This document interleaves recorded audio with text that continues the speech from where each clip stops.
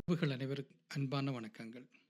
சுவிஸில் நடைபெற்ற 22வது சர்வதேச மனச்சிற்ப திருவிழா வீடியோவின் தொடர்ச்சி இது. இந்த வீடியோவை ஸ்கிப் பண்ணாமல் முழுமையாக பாருங்கள். இந்த திருவிழாவில் கலைத்தாகத்தோடு சுற்றித் திரிந்த பாட்டி பற்றி சொல்வதாக கடந்த வீடியோவில் சொல்லியிருந்தேன். அவர் பற்றித்தான் இன்றைய வீடியோ பேசுகிறது. இதுவரை நம்ம சேனலை சப்ஸ்கிரைப் பண்ணாதவங்க மறக்காம சப்ஸ்கிரைப் பண்ணி அப்படியே பக்கத்துல இருக்கிற பெல் பட்டனையும் தட்டி விடுங்க.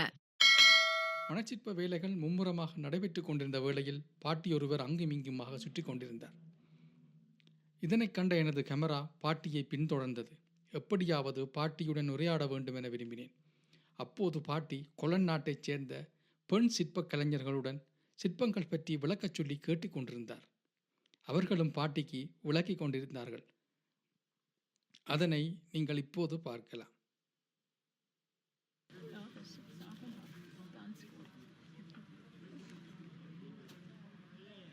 Ludo, zij spreekt geen Engels.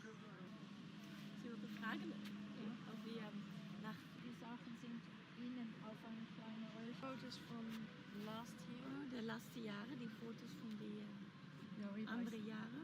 ja, habe ich auch, aber ich weiß nicht genau, wo die negative sind. Ah, Also kann sein, dass ich sie finde, ja. Aber wenn Sie jedes Jahr kommen, wenn ich das weiß, kann ich da mal vorbereiten. ja, ja, ja, ja. Sie kommen nächstes Jahr auch wieder. Ja, ja. Ja, vielleicht. Vielleicht. Je nachdem, wie die Lebt sie? மெல்ல அவர் அருகில் சென்று புன்னகையுடன் வணக்கம் சொன்னேன். வணக்கம் பாட்டி. பதிலுக்கு அவரும் புன்னகையோடும் வாஞ்சையோடும் வணக்கம் சொன்னார். பாட்டி, உங்களுடன் உரையாடலாமா என்று கேட்டேன். சிரித்தபடி தாராளமாக என்றார். உங்களது பெயர் என்ன, எங்கிருந்து வருகின்றீர்கள் என்றேன். Vreni, komme aus St. Gallen. Und vor எனது பெயர் ராய்னி, நான் செங்காலனிலிருந்து வருகிறேன். எனது வயது 79 நிறைவடைந்து 80 தொடங்கி இருக்கிறது என்றவர். உடல் கொஞ்சம் தளர்ந்திருக்கிறது. வயது எப்போதும் 20ஆகத்தான் இருக்கிறது என்றார் அதே புன்னகையோடு. பாட்டியிடம் ஒரு தளராத நம்பிக்கை இருப்பதை இந்த வயதில் காண முடிந்தது. பாட்டி, புகைப்படத் துறையில் உங்களுக்கு எவ்வளவு கால அனுபவம் என்று கேட்டேன். கிட்டத்தட்ட 40 வருட அனுபவங்கள் என்றார். எனக்கு ஆச்சரியமாக இருந்தது. பாட்டி, நீங்கள் இதற்கு முதல் எங்கிருந்தீர்கள் என்று கேட்டேன். நான் கிரஃபுண்டன் மாநிலத்தில் தான் அதிக காலம் வசித்து வந்தேன். அங்கே காடுகள், மலைகள், ஏரிகள், நீர்வீழ்ச்சிகள், இப்படி எல்லா இடங்களுக்கும் கால்நடையாகச் சென்று படம் பிடிப்பதே எனது வழக்கம். கிராமங்கள், நகரங்கள் போன்றவற்றுக்கு பேருந்தில் பயணிப்பேன். பிறகு அவற்றையெல்லாம் படம் பிடிப்பேன் என்றார். அப்படியென்றால் குளிர்காலங்களில் என்ன செய்வீர்கள் என்று கேட்டேன். நான் குளிர்காலங்களில் அதிகமாக வீட்டில் தான் இருப்பேன். ஆனால் வெப்ப காலங்களில் வீட்டை விட்டு கேமராவுடன் வெளியே வந்து விடுவேன் என்றார். பாருங்கள், இப்போது நான் இங்கே படம் பிடித்து கொண்டிருக்கிறேன். வருடத்தில் ஒரு முறை இங்கே மணல் சிற்பங்களை பார்க்க நான் கட்டாயம் வருவேன் என்றார். பாட்டி, புகைப்படத்துறைக்கு வருவதற்கு முன்னர் என்ன செய்து கொண்டிருந்தீர்கள்? ஓவியம் வரைவது, வர்ணம் தீட்டுவது, கதவுகளில் சிற்பம் செதுக்குவது, ஆடை நெய்வது, தொப்பி, கிளவுஸ், சாக்ஸ், பேக், இப்படியான கைவினைப் பொருட்கள் செய்வது என்றார். இந்த நேரத்தில் மணல் சிற்பங்களை புகைப்படம் எடுப்பதற்கு பலர் நவீன கேமராக்களுடன் வந்திருந்தார்கள். அவர்களை சுட்டிக்காட்டி, அவர்கள் எல்லோரும் நவீன கேமராக்களில் புகைப்படம் எடுக்கிறார்கள், நீங்கள் மட்டும் ஏன் பழமையான கேமராவில் படம் எடுக்கிறீர்கள் என்று கேட்டேன். இந்த கேமராவை எனக்கு மிகவும் பிடிக்கும். இது எனக்கு கையாள இலகுவாக இருக்கிறது. இங்கே பாருங்கள், உள்ளே பெரிய கண்ணாடி இருக்கிறது. இதனூடாக பார்த்து புகைப்படம் எடுப்பேன்.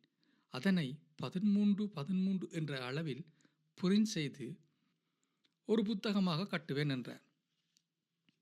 பாட்டி, எவ்வளவு காலமாக இந்த கேமரா உங்கள் பாவனையில் இருக்கிறது என்று கேட்டேன். ஒரு 20 வருடமாக இருக்கிறது என்றார். முன்னர் எந்த வகையான கேமராவை பாவித்தீர்கள்? அது ஒரு பெரிய கதை என்றவர் கொஞ்சம் கூட தயங்காமல் உடனே சொல்லத் தொடங்கினார். இதே போன்ற கேமராவைத்தான் முதலில் பாவித்து கொண்டிருந்தேன். ஒரு நாள் அது தவறி கீழே விழுந்து உடைந்து விட்டது என்றார் கவலையோடு. பாருங்கள், எனது தோளில் கேமராவை கொழுவியிருந்தேன்.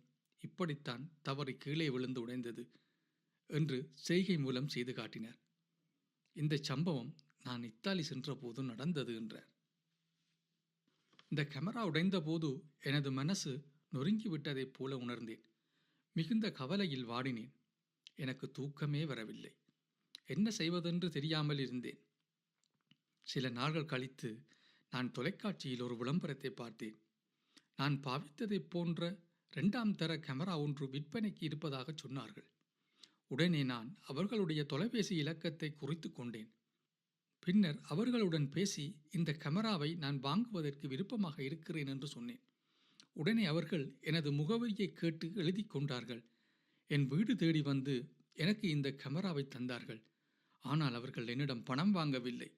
எனது புகைப்படக்கலை ஆர்வத்தை கண்டு என்னை மேலும் ஊக்குவிக்கும் முகமாக எனக்கு பரிசளித்தார்கள். 20 வருடங்களை கடந்தும் இந்த கேமரா எனது கையில் இயங்கிக் கொண்டிருக்கிறது என்றார். பாட்டி, நான் எடுக்கும் புகைப்படங்களை விட நீங்கள் எடுக்கும் புகைப்படங்கள் சிறப்பாக இருக்குமே என நம்புகிறேன் என்றேன். பாட்டி சிரித்தபடி சொன்னார், அது ஒன்றும் கஷ்டமான விடயமல்ல. நீ ரசிக்கின்ற காட்சியை உனது கேமராவின் சட்டகத்துக்குள் கொண்டு வா, அதாவது ஃப்ரேமுக்குள் கொண்டு வா. அதுதான் உனது சிறந்த புகைப்படம் என்றார் வெகு இலகுவாக. இப்போது எனக்கு படம் எடுப்பது எப்படி என்றது புரிந்து கொண்டது. இப்போது நான் போகலாமா அல்லது இன்னும் கேள்விகள் இருக்கிறதா என்றார். பாட்டி நீண்ட நேரம் கேமராவுடன் சுற்றி கொண்டிருந்ததால் களைத்து விட்டார் போலும்.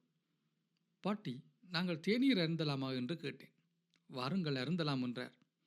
அன்றைய பொழுது தேநீரைப் போலவே இனித்தது. உங்களுக்கும் பாட்டி பற்றிய இந்த சிறிய விவரணம் இனித்திருக்கும் என நம்புகிறேன். இனித்திருந்தால் சப்ஸ்கிரைப் பண்ணி பெல் பட்டனையும் தட்டிவிடுங்கள். அடுத்த வீடியோவில் ஒவ்வொரு மனச்சிற்பங்களை பற்றி விவரமாக பார்ப்போம். நன்றி.